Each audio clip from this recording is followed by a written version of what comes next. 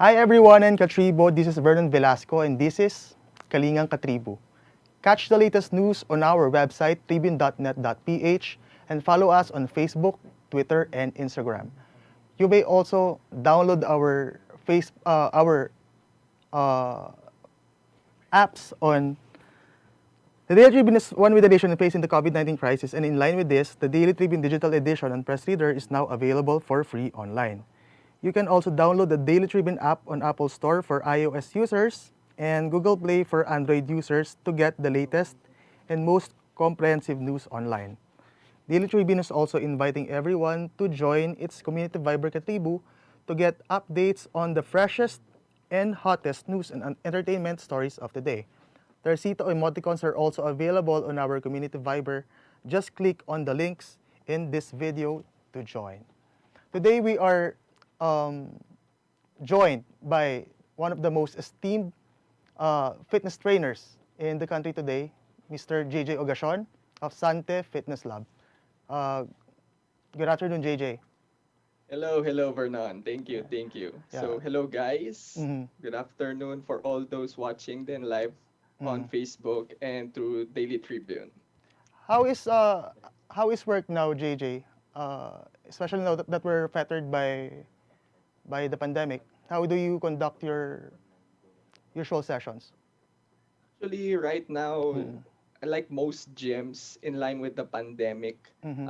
everyone is working from home. Mm-hmm. Some days we're working in a semi uh, office format. So there are days that we're going into the Mm. lab.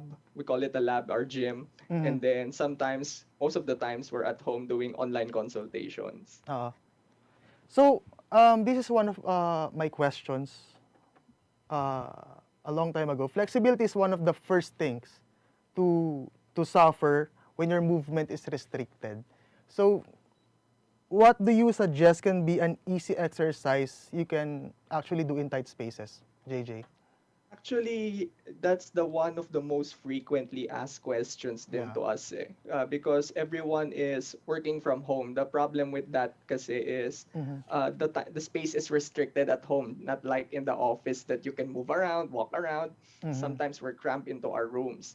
The best thing that you can do there is mostly you feel strain some on the neck Yeah. area, usually on the back area at really long hours of work. For the next stretches, what you Mm-hmm. can do is stand behind the wall and Yes. then just push the nape of your head back on Uh-oh. the neck and Yes. then push it back. So it's like you're doing a retraction movement on the neck. That way, it sort of align the spine in a Uh-uh. neutral position. Mm-mm. Uh, would you debunk yung mga myths natin na you can use yung mga household implements natin sa bahay as weights?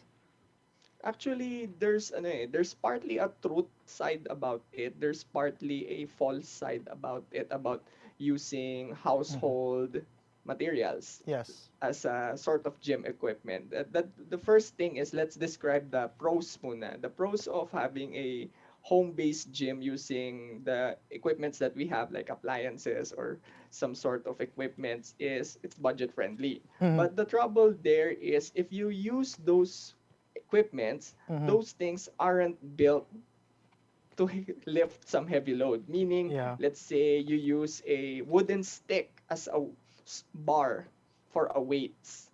The problem with that is there's a probability that you might get in trouble. I Mm-hmm. have a friend before that he tried a LPG tank.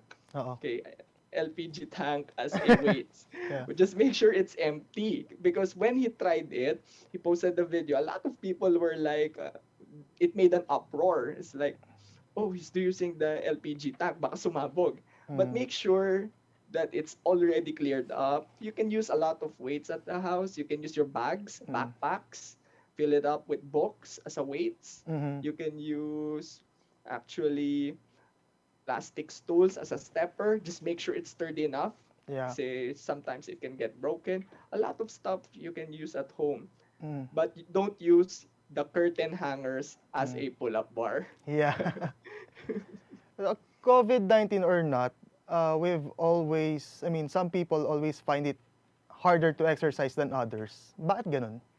Sa tingin mo? The thing here kasi is Mm. in COVID, actually not just in COVID, in all, we call this apocalyptic or pandemic scenarios. Oo. So it applies to everything. The Mm. problem here is before, when we're working in our own sites, there's a schedule that we fix. You wake up at 4 or 5 a.m. Oo. Okay, you pick up the kids, prepare the breakfast, go to work from 8 to 5, and then go home and then try to pinch in a workout or two.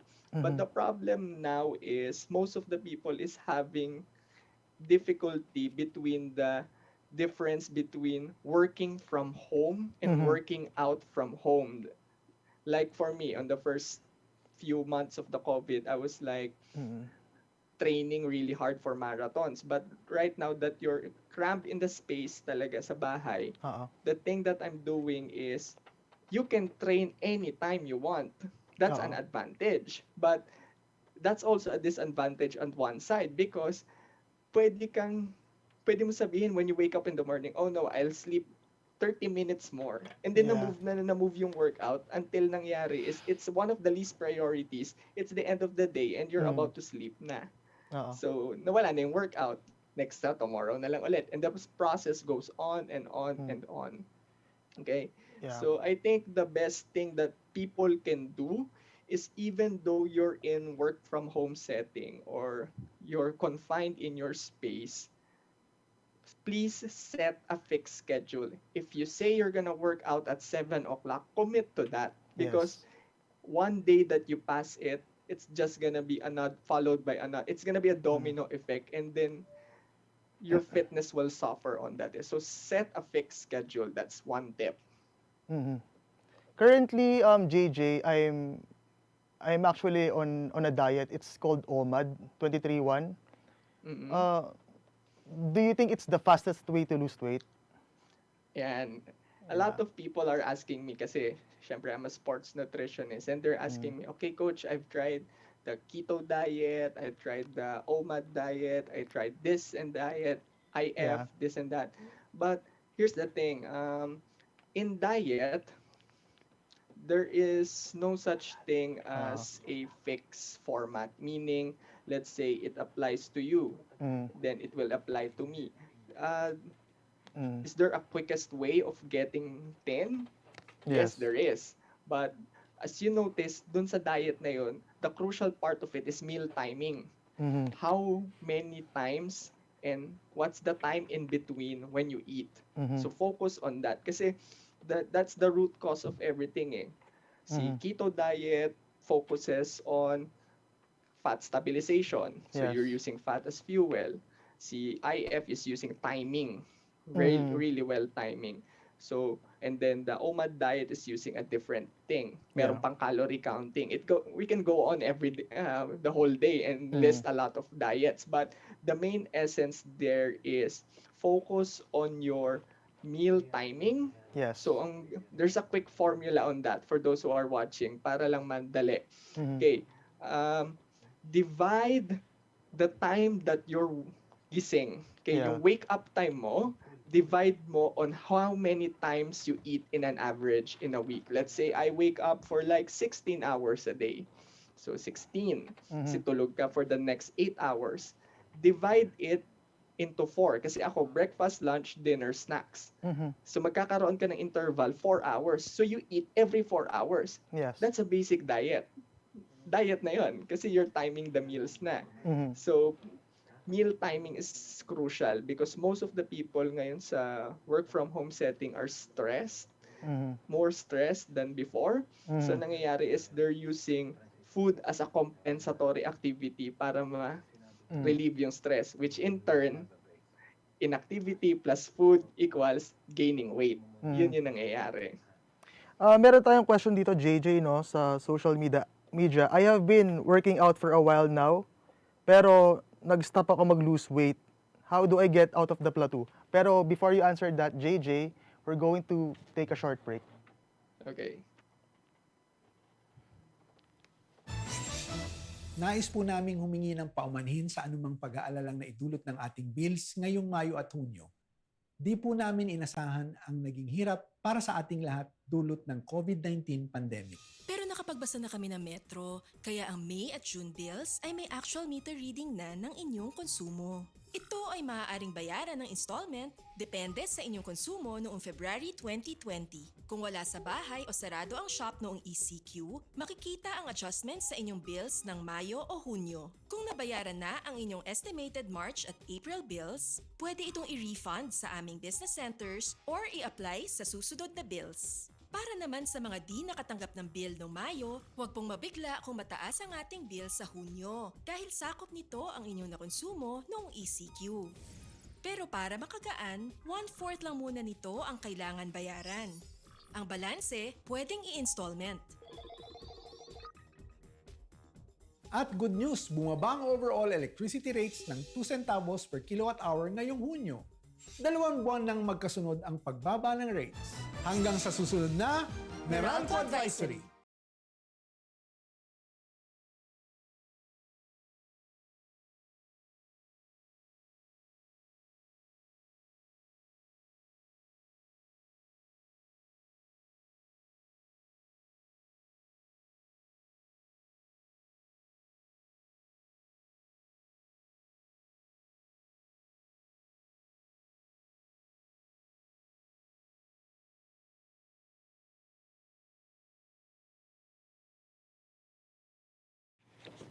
Hi, good afternoon.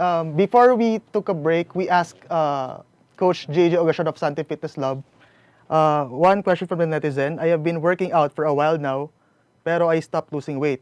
How do I get out of the plateau? Actually, the plateau kasi is defined as meron kang constant gain and then dumating sa point na kahit anong training mo, wala na. Yes. Kahit anong training mo, wala na. But you have to consider two things there. Okay, so how many hours are you working out in a week? Let's say you're working out kasi ang normal suggested talaga for a healthy person is at least 2 to 3 hours a week. Ibig sabihin, it's just divided into 45 minutes of exercise every day. Ngayon, let's assume this person is nag-hit siya ng plateau. Ibig sabihin, some sort of hindi siya beginner, advanced level siya na person. Yes. Ang nangyayari kasi doon is you have to consider, compute mo kung gaano karaming oras ka nagte-training sa isang linggo. Let's say, nakita mo 10 hours pa lang or like 13 hours a week ka nagte-training in a week. So that's a lot. You're training for like 2 hours a day, every single day. Yeah. So that will cause a plateau. Yes. At the same time, consider the variation of exercises that you're doing. Let's say, para simple, you're jogging every day for 30 minutes for like right around 5 kilometers every day for the next 1 year. Oh. So you're applying the same stress. The body has a weird way of doing things. That's why sa mga elite athletes tsaka pro athletes, they're using different types of exercises. Halimbawa, marathoner ka, you just don't run. You run at really varying speeds. Sobrang iba-ibang speeds para lang ma-adapt ng katawan yung gains. So for a normal person, what you can do is, let's go into the concept of 30 minutes running ulit. So if you're running for 30 minutes every day for the next 7 days, what you can do is ganito. You can run for 1 hour on Monday, take a rest on Tuesday, and then pagdating ng Wednesday, do 1 hour. Kasi you might say, Coach, ayoko ng rest day. No, you introduce a new stress. What's the new stress on that? Before, your body's used to running at 30 minutes lang. But now, you push the threshold. Ibig sabihin, you push the boundaries na kaya mo. You push to 1 hour. So your body will adapt differently. And you will see, nag-iiba yung results. So put variation. You can put variation either by adding weights, kung weights yung gamit nyo, or adding repetitions or time. Ibig sabihin, habaan mo yung oras. Ganon. Ito, one more question. It's Zania. Meron akong matabang muka. Paano ko mapapapayat ito? in a Okay, more okay. precise way. Yes, okay. Sa fitness and nutrition, ganito. So, puffy face, kasi sa nutrition, meron kang different body types. Okay? Uh, Meron yung manipis ka talaga, meron yung masculine talaga, yung stocky, meron naman yung super laki, mm-mm, okay? Or yung fluffy, okay? Ganito. Having a, let's say, round face, let's assume yun na lang yung term, a round face, ang nangyayari kasi is it's not fat deposits, okay? You might think, okay, ang taba ng mukha ko, fat deposits yun. No, actually, mm, merong persons talaga na kahit slim yung body, ang nangyayari is yung face niya is round talaga. But there's a way around it. yeah. Kasi when you have water content sa katawan, okay, yung pag inom mo ng tubig, okay, the highest concentration of water content sa katawan, aside from the lungs, okay, aside from the lungs, Yeah. okay, is actually around the face area. Okay? Mm, Around the face area, sa skull area. Reason being, kasi nandito yung vital organs eh, which is the brain. Kailangan niya ng coolant. mm, Okay? So, ganito. If you do long exercises, let's say, nag-workout ka lang 30 minutes every day, nothing will happen. Okay? I'll tell you now, nothing will happen. You have to go beyond an hour of workout mhm, at least 5 times a week, endurance-based, para mhm, ma-feel mo yung, ang mangyayari kasi nun, parang sa bodybuilding, dinidrain mo yung sarili mo. May season na magbabulk ka, tapos biglang i-drain mo yung sarili mo, as in, mm, isa-shred mo. Tapos, one tip mm, is lessen the sodium intake on the food. mhm, Kasi sodium intake has a very high affinity with water. So mas mhm, maraming salt yung kakainin mo, mas maraming water yung i-hold ng katawan mo, which in mm. turn will make you look fluffy or parang bloated ka. Okay, so reduce salt and then focus on longer endurance-based exercise exceeding an hour. Ito pa isang question, JJ. Um, kung papipiliin ka, which one should go? Diet o exercise daw? Okay. Which one should go? Actually, it may sound ironic, pero I will let go of diet Yeah. than exercise.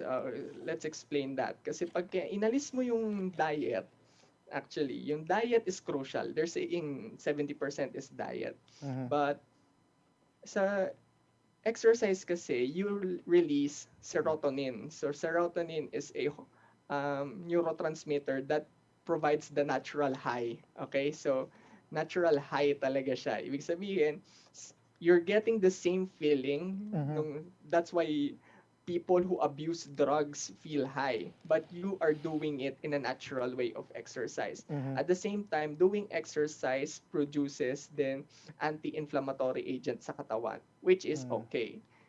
Diet naman, as much as I don't want to lose it, but if given the choice, I'd rather exercise and mhm, then let go of diet.